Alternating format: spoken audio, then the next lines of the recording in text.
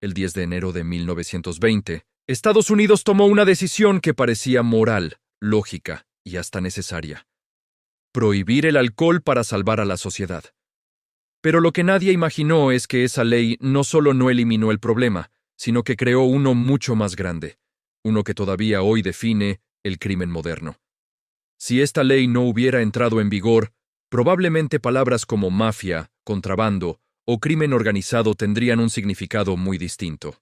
La ley seca no fue solo una prohibición.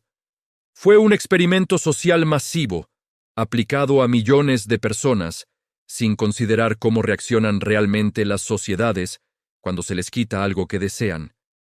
En ese contexto, el alcohol no era solo una bebida, era parte de la cultura, del trabajo, de la vida social. Prohibirlo de un día para otro fue percibido por muchos no como una medida de salud pública, sino como una imposición moral desde el poder. La Enmienda 18 y la Ley Volstead prometían menos violencia, menos pobreza y familias más sanas, pero ignoraron algo fundamental. La prohibición no elimina la demanda, solo la empuja a la clandestinidad, y ahí es donde todo empieza a torcerse. Lo más inquietante no fue la ley en sí, sino la velocidad con la que surgió un mercado ilegal gigantesco. En cuestión de meses, aparecieron bares secretos, destilerías clandestinas y rutas de contrabando que atravesaban ciudades enteras sin que el Estado pudiera controlarlas. Y acá es donde todo se vuelve más oscuro, porque ese mercado necesitaba organización, protección y violencia.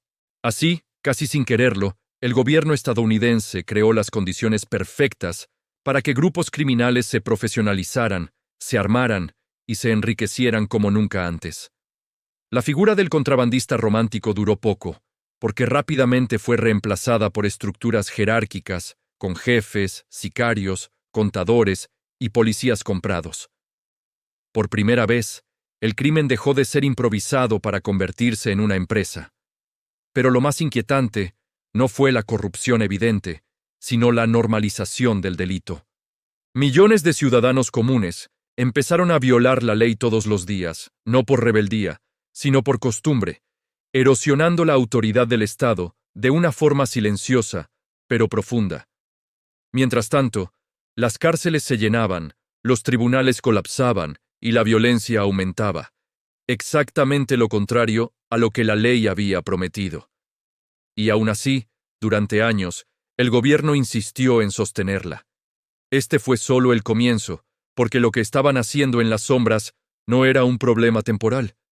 Era una estructura criminal que no desaparecería cuando la ley fuera derogada. Y lo inquietante es que, en ese momento, casi nadie entendió lo que realmente se estaba gestando. Antes de la ley seca, las pandillas eran locales, desorganizadas y se enfocaban en delitos menores como el robo o la extorsión a pequeña escala. Eran una molestia, no una amenaza nacional. Pero con la prohibición del alcohol, todo cambió. De repente, había un producto ilegal con una demanda nacional masiva, y para satisfacerla, no bastaba con la fuerza bruta de una pandilla callejera. Se necesitaba logística, redes de distribución, contabilidad para manejar enormes flujos de dinero y diplomacia para negociar con otros grupos.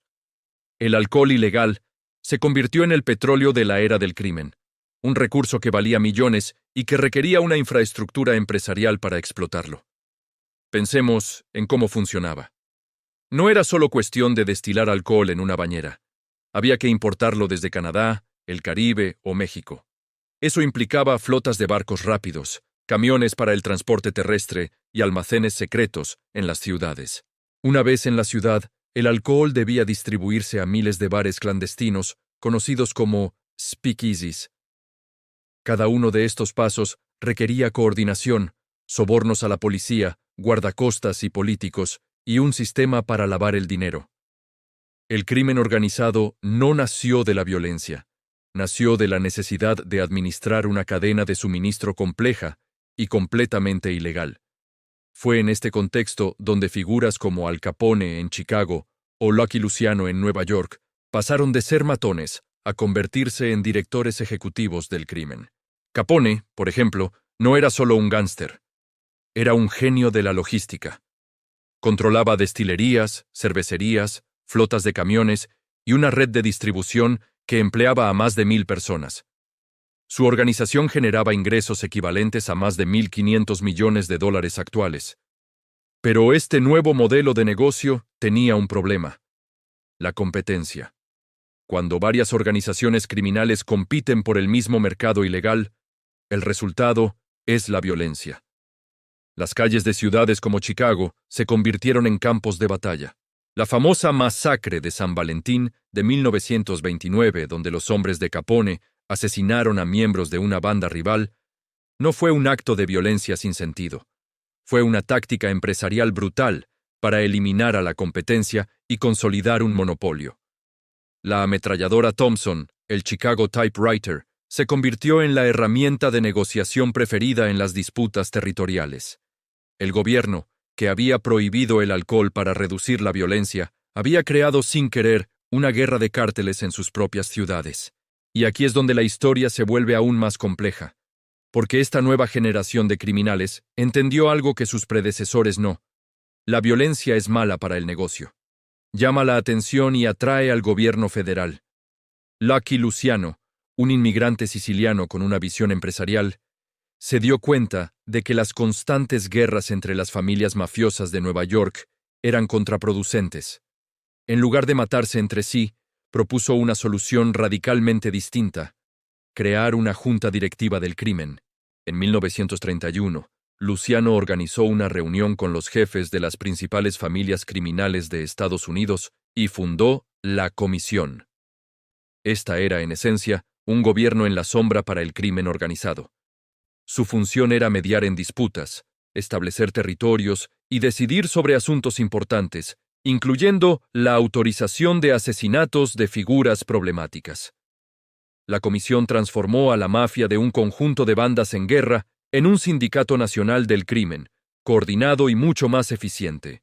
Ya no se trataba de pandilleros, sino de una corporación con reglas, jerarquías y un objetivo común: ganar dinero de la forma más discreta posible. Esta estructura fue la que permitió que el crimen organizado sobreviviera al fin de la ley seca en 1933. Cuando el alcohol volvió a ser legal, la mafia no desapareció. Simplemente diversificó su cartera de negocios. Con las redes, el dinero y la influencia política que habían construido durante la prohibición, se expandieron hacia el juego ilegal, la usura, el control de sindicatos y, eventualmente, el tráfico de drogas. La ley seca les había dado el capital inicial y la experiencia organizativa para convertirse en una fuerza permanente en la sociedad estadounidense. Pero el legado más profundo de la ley seca no es solo la creación de la mafia moderna, sino la relación que estableció entre el ciudadano común y la ley. Durante 13 años, millones de estadounidenses, desde el trabajador de una fábrica hasta el juez de la Corte Suprema, violaron la ley deliberadamente para tomar una copa. Esto generó un cinismo generalizado hacia la autoridad del gobierno. Si una ley tan importante podía ser ignorada masivamente, ¿qué otras leyes no merecían respeto? Esta erosión de la confianza en las instituciones fue un daño cultural mucho más profundo y duradero que la violencia de los gánsteres. El experimento de la ley seca nos enseña una lección fundamental sobre la naturaleza humana y el poder del Estado. La prohibición no elimina el deseo, simplemente crea un mercado negro, y ese mercado negro siempre será controlado por aquellos dispuestos a usar la violencia y la corrupción para satisfacer la demanda. El gobierno, en su intento de legislar la moral, terminó creando un monstruo que superaba con creces el problema que intentaba resolver. Las estructuras criminales que nacieron en las sombras de los bares clandestinos de los años 20 no solo no han desaparecido, sino que su modelo de negocio se ha replicado en todo el mundo con otros productos prohibidos. La historia de la ley seca no es solo una anécdota sobre gánsteres con sombreros y ametralladoras. Es una advertencia sobre las consecuencias no deseadas de las buenas intenciones. Demuestra que cuando una ley choca con la cultura y el deseo de millones de personas, el resultado no es el orden, sino un nuevo tipo de caos, uno mucho más organizado, rentable y peligroso. El crimen moderno, con sus redes globales, su lavado de dinero y su infiltración en la economía legal. Es, en gran medida, el hijo no deseado de aquel noble experimento que intentó, sin éxito, secar a una nación. Imaginen un país que, de un día para otro, decide prohibir una de las bebidas más consumidas por su gente. No estoy hablando de una novela de ciencia ficción, sino de Estados Unidos en 1920, cuando la ley seca convirtió el simple acto de tomar una cerveza en un delito federal. El gobierno pensó que estaba salvando el alma de la nación, pero lo que realmente hizo fue crear el paraíso para el crimen organizado. En ese momento, las bandas criminales eran pequeñas, desorganizadas, más parecidas a pandillas callejeras que a otra cosa. Pero la prohibición del alcohol creó una oportunidad de negocio multimillonaria, y alguien tenía que aprovecharla. Aquí es donde entra en escena un nombre que todos conocemos, Al Capone. Él no inventó la mafia, ni fue el primer gángster, pero tuvo una visión que lo cambió todo. Capone entendió que el verdadero poder no venía de los atracos o las peleas de bar, sino de transformar el crimen en una empresa, una corporación del mal. Mientras el gobierno se ocupaba de perseguir a ciudadanos comunes por tomarse una copa, Capone construía un imperio. Creó redes de distribución que abarcaban ciudades enteras, sobornó a policías, jueces y políticos para que miraran hacia otro lado, y estableció alianzas con otras bandas para repartirse el territorio. Convirtió el contrabando de alcohol, conocido como bootlegging, en una industria tan eficiente, o incluso más, que cualquier negocio legal. Su sistema era una obra maestra de la logística criminal. El alcohol llegaba desde Canadá, el Caribe, o se producía en destilerías clandestinas escondidas por todo el país.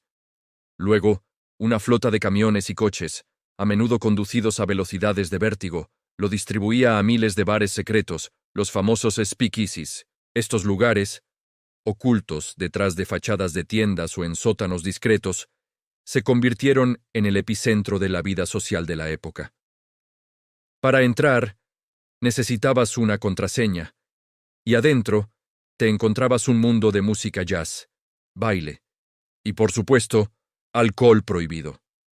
Capone no solo vendía una bebida, vendía una experiencia, una rebelión contra una ley que la mayoría consideraba absurda. Pero lo más fascinante y perturbador de la figura de Capone no fue su brutalidad, que era innegable, sino su increíble popularidad.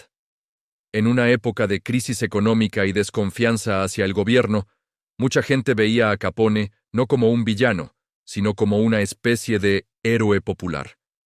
Era el hombre que les daba lo que el gobierno les había quitado. Se presentaba a sí mismo como un empresario, un proveedor de servicios. Daba entrevistas a la prensa, vestía trajes caros y se le veía en los mejores eventos de Chicago. Para una parte de la población, él era menos hipócrita que los políticos que predicaban la abstinencia en público mientras bebían whisky de contrabando en privado. Capone se convirtió en un símbolo de la contradicción de una era. Esta popularidad nos lleva al corazón del problema. La línea entre la ley y el crimen se volvió peligrosamente borrosa.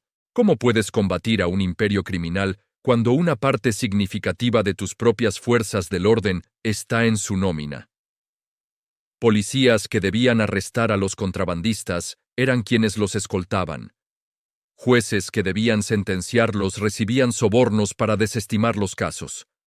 Políticos que escribían las leyes eran socios silenciosos en el negocio del alcohol ilegal. El sistema no estaba simplemente corrupto, estaba comprometido en su totalidad. El crimen organizado de Capone no operaba al margen de la sociedad. Se había infiltrado en sus mismas estructuras de poder. La violencia, por supuesto, era una parte fundamental de este negocio. La competencia entre bandas era feroz, y las disputas no se resolvían en los tribunales, sino en las calles con ráfagas de ametralladora. La matanza de San Valentín de 1929 es quizás el ejemplo más infame. 7 miembros de una banda rival fueron acribillados a plena luz del día por hombres disfrazados de policías. Aunque nunca se pudo probar que Capone ordenara directamente el ataque, el suceso conmocionó a la nación y marcó un punto de inflexión.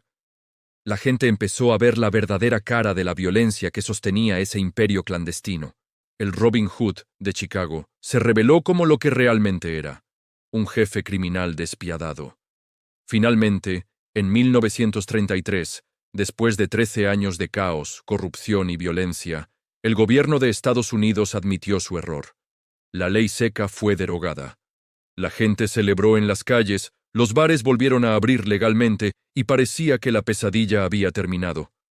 Pero aquí viene la parte más escalofriante. El daño ya estaba hecho. ¿Creen que las organizaciones criminales que habían amasado fortunas y poder simplemente desaparecieron? Por supuesto que no. Simplemente se adaptaron. Ya no podían vender alcohol, así que diversificaron sus negocios. Se metieron en el juego ilegal, las apuestas, la extorsión, el control de los sindicatos y, de forma más ominosa, en el tráfico de drogas. La prohibición no acabó con el crimen, lo profesionalizó. Creó una infraestructura criminal a nivel nacional que nunca antes había existido.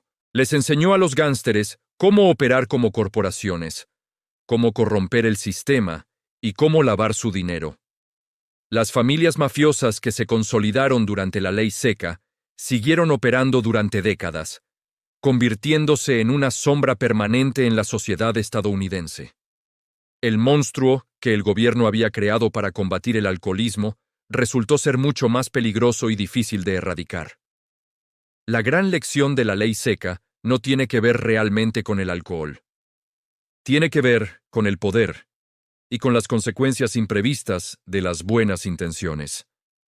Nos enseña lo que sucede cuando un Estado intenta imponer una moralidad por la fuerza, legislando en contra de los deseos y hábitos de una gran parte de su población. Las prohibiciones absolutas, en lugar de eliminar el problema, a menudo lo empujan a la clandestinidad, donde se vuelve más violento, más rentable y mucho más difícil de controlar. Crean un mercado negro que enriquece a los más despiadados y corrompe a la sociedad desde dentro. Y lo más inquietante es que este patrón no es exclusivo de la ley seca. Si miramos la historia, lo vemos repetirse una y otra vez, con diferentes sustancias, en diferentes países y con diferentes nombres. La guerra contra las drogas, por ejemplo, ha creado cárteles increíblemente poderosos en América Latina, con una capacidad de violencia y corrupción que rivaliza con la de los propios estados. La dinámica es la misma. Una prohibición crea un mercado negro de altísimo riesgo y altísima rentabilidad, atrayendo a organizaciones criminales que llenan el vacío dejado por el mercado legal. La historia de Al Capone y la ley seca es más que una anécdota de gánsteres y jazz. Es una advertencia sobre la arrogancia del poder y la complejidad de la naturaleza humana. Nos recuerda que las soluciones simples a problemas sociales complejos rara vez funcionan, y que a menudo el remedio puede ser mucho peor que la enfermedad. La próxima vez que escuches sobre una prohibición total como solución mágica a un problema, recuerda la historia de Al Capone, el empresario del crimen que el propio gobierno ayudó a crear. Gracias por acompañarme en este viaje al pasado. Si te ha parecido interesante esta historia y quieres seguir explorando las lecciones ocultas del pasado, no olvides suscribirte y activar las notificaciones. Nos vemos en el próximo video.